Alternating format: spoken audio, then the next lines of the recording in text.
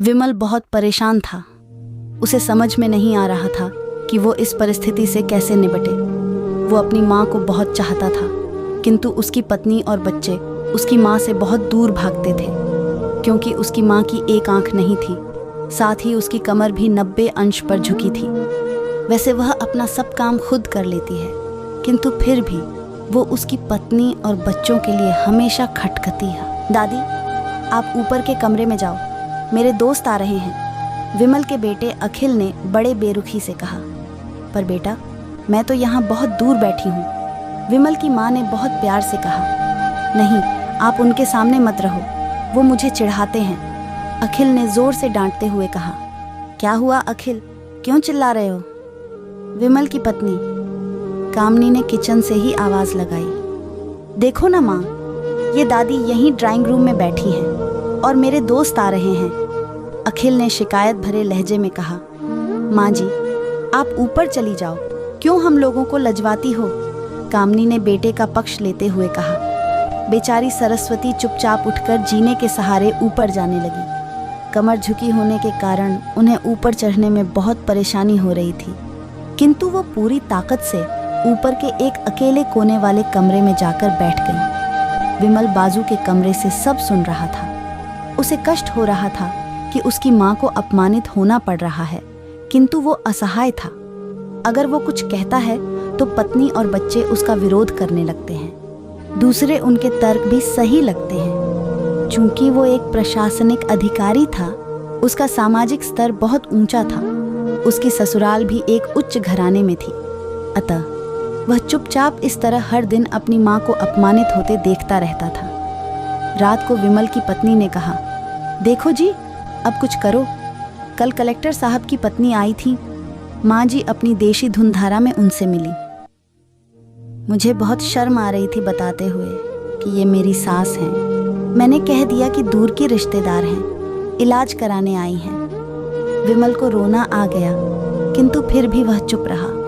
उसे समझ में नहीं आ रहा था कि वो क्या करे।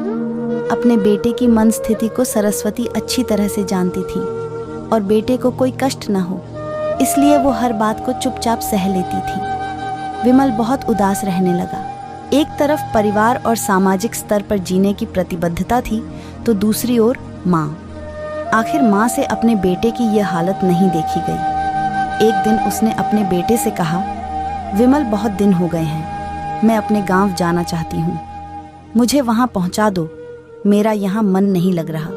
किंतु माँ, वहाँ तो कोई नहीं है, तुम्हारी देखभाल कौन करेगा? विमल ने आश्चर्य से पूछा। अरे, सब गांव वाले तो हैं, और वो तुम्हारे मामा जी तो उसी गांव में रहते हैं, और फिर हम सारी व्यवस्थाएं कराएंगे ना।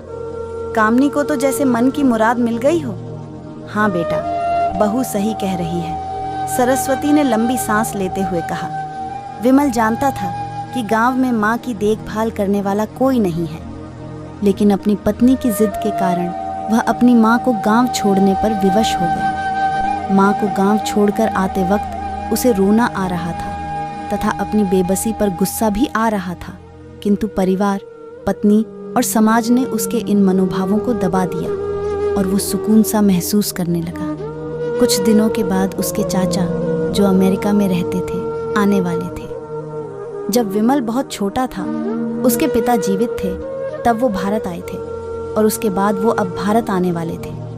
पूरा परिवार और आस पड़ोस बहुत उत्साहित था। अमेरिका से विमल के चाचा आ रहे थे। रमेश ने जैसे ही घर में कदम रखा, सबने मिलकर बहुत उत्साह से उनका स्वागत किया। क्यों विमल भाभी नहीं दिख रही, कहाँ हैं? डॉक्टर रमेश ने उत्सुकता पूर्वक पूछा। जी, वो गांव में रहती हैं, यहाँ उनका मन नहीं लगा, कामनी ने सपाट लहजे में उत्तर दिया। डॉक्टर रमेश ने विमल की ओर देखा तो विमल ने अपनी आंखें झुका ली। डॉक्टर रमेश सब समझ गए। बोले, कल हम भाभी से मिलने गांव चलेंगे सब लोग। दूसरे दिन सभी लोग गांव के घर में पहुंचे।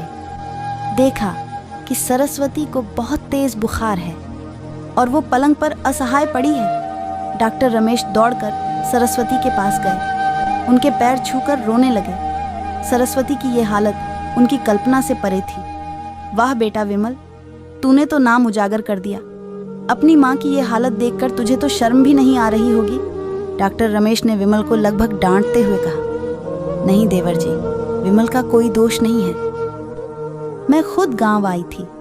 सरस्वती ने अपने बेटे का बचाव किया। मुझे सब पता चल गया भाभी। आप चुप रहो। क्यों बहू, तुम्हें अपनी सास की कुरूपता पसंद नहीं है? समाज में तुम्हें नीचा देखना पड़ता है ना?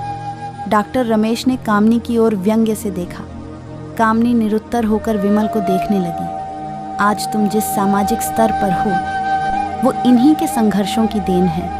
और बेटा विमल, तुम्हें शायद मालूम ना हो कि बचपन में जब तुम 1 साल के थे तब छत से नीचे गिरने के कारण तुम्हारी एक आंख फूट गई थी और तुम्हारी रीढ़ की हड्डी में भी समस्या थी। तब तुम्हारी इस कुरूप माँ ने अपनी एक आंख और अपना बोन मेरो तुम्हें देकर इतना सुंदर स्वरूप दिया था।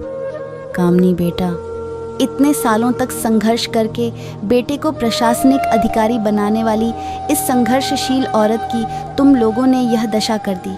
तुम्हें ईश्वर कभी माफ नहीं करेगा।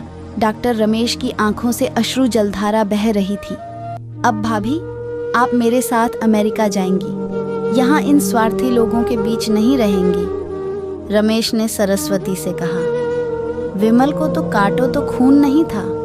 रमेश जो उसके चाचा थे, उन्होंने जो राज बताया, उसके बाद तो विमल को यही लग रहा था कि उससे ज्यादा पापी इंसान इस दुनिया में कोई और है ही नहीं। वह दौड़ता गया और माँ सरस्वती के कदमों से लिपट गया। माँ, मेरा अपराध अक्षम्य है।